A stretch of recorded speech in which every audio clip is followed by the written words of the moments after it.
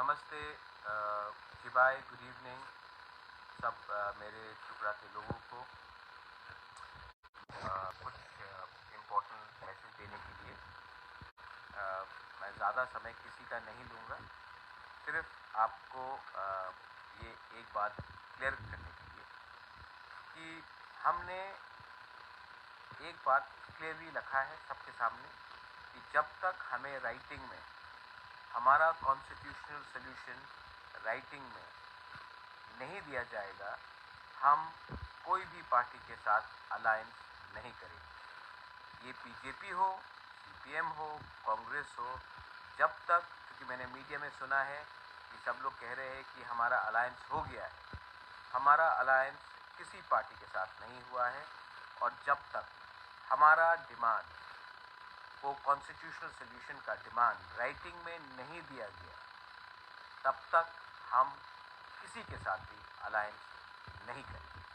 अकेला फाइट करेंगे और जीतेंगे तो जीतेंगे, हारेंगे तो हारेंगे, लेकिन वन लास्ट फाइट तो करेंगे। ये मेरा मैसेज मेरे पूरे वॉरियर्स को है। और जो मीडिया में जो लोग स्पेकुलेट कर रहे हैं, मैं उनको एक बात बोलना चाहता हूँ।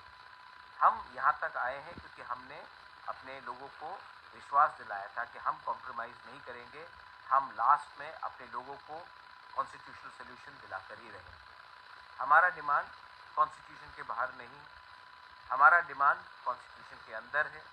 और एक बात तो पक्का है कि हमने कभी भी कोई कानून नहीं तोड़ा और हम कोई कम्युनिटी के खिलाफ नहीं।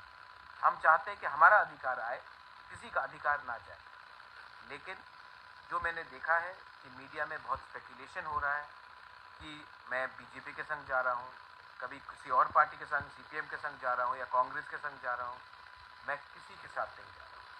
हम राइटिंग में हम चाहेंगे कि ये हमारा कॉन्स्टिट्यूशनल सोल्यूशन को दिया जाए, और अगर नहीं दिया गया तो हम किसी पार्टी के साथ भी अलायंस नहीं करेंगे। जो गलती 2018 में आईपीएफटी ने किया, वो गलती हम 2023 में नहीं करेंगे।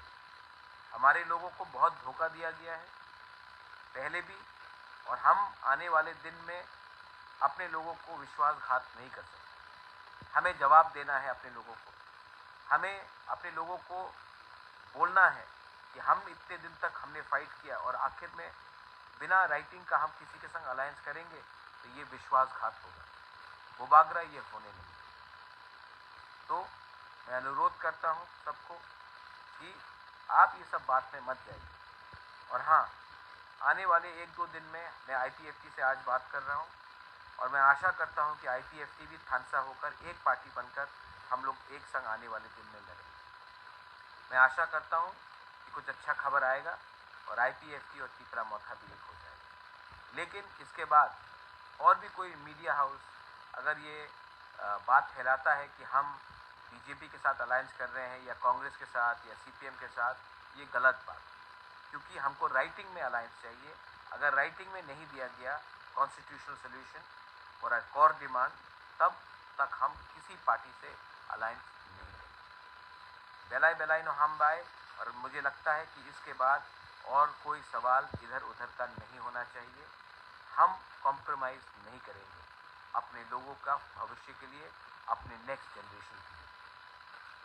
बेलाई नो हम बाय खुलूँगा।